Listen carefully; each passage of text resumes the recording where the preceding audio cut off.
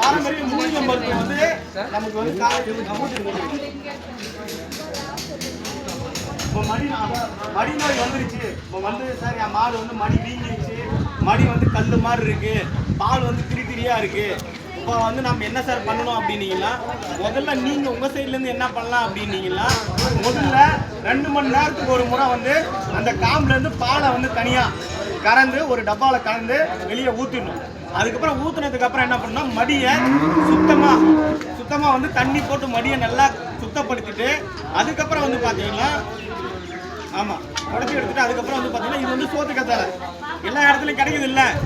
இந்த சோத்து கத்தாழை என்ன பண்ணும், இந்த சைடுல இருக்குல்ல முள்ளு, இதை வந்து சைடுல இருக்கிற முள்ளை மட்டும் எடுத்துட்டு 200 கிராம் சோத்து கத்தாழையும், அதுக்கப்புறம் வந்து பாத்தீங்கன்னா இது கஸ்தூரி மஞ்சள், இந்த கஸ்தூரி மஞ்சள் வந்து பாத்தீங்கன்னா 50 கிராம், சோத்து கத்தாழை 200 கிராமு, கஸ்தூரி மஞ்சள் வந்து 50 கிராமு, அதுக்கப்புறம் சுண்ணாம்பு தூள், சுண்ணாம்பு இருக்குல்ல, இது வந்து பாத்தீங்கன்னா 5 கிராம்.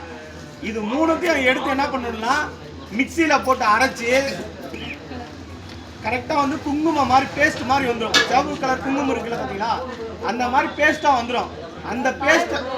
அந்த பேஸ்ட்டை எடுத்து என்ன பண்ணணும் அப்படின்னீங்கன்னா, ஒரு கை நல்லா எடுத்து அதோட வந்து பாத்தீங்கன்னா தண்ணியில மிக்ஸ் பண்ணிட்டு நம்ம என்ன பண்ணணும்னா அந்த மடி ஃபுல்லா மடி காம்பு இது எல்லா இடத்துலையுமே வந்து பாத்தீங்கன்னா நல்லா தேய்ச்சி, முன்னாடி வந்து பாத்தீங்கன்னா 10 முறையும் பின்னாடி 10 முறையும் நல்லா தேய்ச்சி விட்டீங்க அப்படின்னீங்கன்னா, மடி நோய் வந்து மடி வீக்கமா இருக்குல்ல, மடி வீக்கமா இருக்கும், மடியை வந்து பால் கறக்க முடியாது, அந்த மாதிரி இருக்கிற டைம்ல ஒரு நாளைக்கு 10 முறை போடணும்.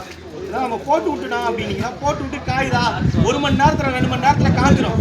நம்ம காஞ்சிச்சுன்னா என்ன பண்ணணும் அப்படின்னீங்கன்னா, மீண்டும் மடியை கழுவிட்டு இந்த மாதிரி அரைச்சி வச்ச அந்த மூலிகை மருந்தை எடுத்து தண்ணியில மிக்ஸ் பண்ணி நம்ம என்ன பண்ணணும்னா மீண்டும் அதை தேய்ச்சி விடணும், அது மேல போட்டு விடணும். இந்த மாதிரி தொடர்ந்து ஒரு நாளைக்கு 10 முறை போட்டீங்க அப்படின்னா மடியில இருக்கிற வீக்கமும் மடி நோயும் உங்களுக்கு சீக்கிரமா சரியாயிடும். இன்னொன்று என்ன பண்ணணும் அப்படின்னா, எலுமிச்சம்பழம் என்ன பண்ணுவாங்க கிராமப்புறத்தில், எலுமிச்சம்பழத்தையும் போட்டு தான் போடுவாங்க. ஆனால் எலுமிச்சம்பழம் எது முறையாக கொடுக்கணும்னா, எலுமிச்சம்பழத்தை 4ஆ கட் பண்ணி வாய் வழியாக கொடுக்கணும். எப்படி கொடுக்கணும்னா வாய் வழியாக கொடுக்கணும். அந்த எலுமிச்சம்பழம் டெய்லியும் 3 நாளைக்கு ஒவ்வொரு நாளும் காலையில் எழுந்து பார்த்தீங்கன்னா வாய் வழியாக எலுமிச்சம்பழம் கொடுத்துட்டு, நான் இந்த சொன்ன மூலிகை மருந்தை நீங்கள் போட்டு வந்தீங்க அப்படின்னீங்கன்னா சரியான முறையில் வந்து பார்த்தீங்கன்னா உங்களுக்கு மடி நோய் சரியாயிடும். சரிங்களா?